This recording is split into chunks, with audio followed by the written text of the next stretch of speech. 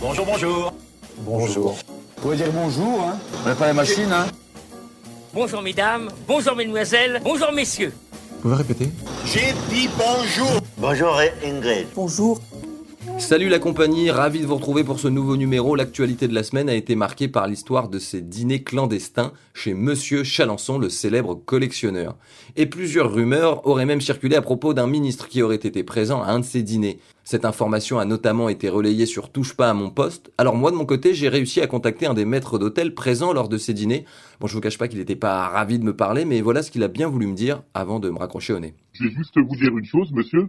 Il n'y avait pas de ministre à cette soirée. Il y avait d'autres maîtres d'hôtel qui ont témoigné de la présence d'un ministre, donc du coup, ils mentaient, ces mecs-là. Alors, je sais pas, vous avez dû la voir comme moi, l'émission de Hanouna. Le monsieur qui a parlé, il n'était pas du tout à la soirée, c'est un faux serveur. Selon lui, donc, la personne qui a témoigné de la présence d'un ministre sur Touche pas mon poste serait un imposteur. On ne sait définitivement plus qui croire. Chou blanc donc.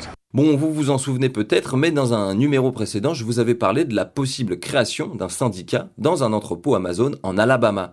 Eh bien, sachez que les salariés ont voté contre la syndicalisation de leur site. Sur les 3000 votes exprimés, 1700 étaient contre, 700 pour. L'affaire est donc une victoire pour Amazon, qui est le second employeur des États-Unis derrière Walmart. Et plus globalement, ce sont aussi les 950 000 employés de l'entreprise qui resteront sans syndicat. C'est ok, mais nous, on est les gars du syndicat. Bah, vous pouvez faire demi-tour, hein, y a rien à voir. Allez, un petit point vaccination maintenant, mais à l'international, pour certains pays, obtenir des doses, cela peut être très difficile. Alors Nicolas Maduro, président contesté du Venezuela, a proposé d'échanger du pétrole, matière première dont le pays est l'un des premiers exportateurs, contre les précieuses doses. Cela permettrait de contourner l'embargo américain sur le pétrole.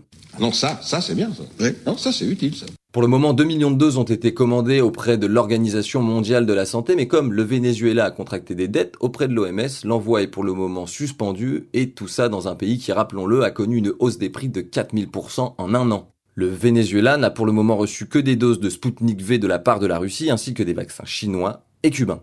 Voilà, bonjour, c'est terminé, merci de m'avoir écouté, vous êtes chaque semaine un peu plus nombreux à le faire, n'hésitez pas à partager, à vous abonner si l'épisode vous a plu, et pour moi il est tout simplement le temps de vous dire... Adios, tête de nœud.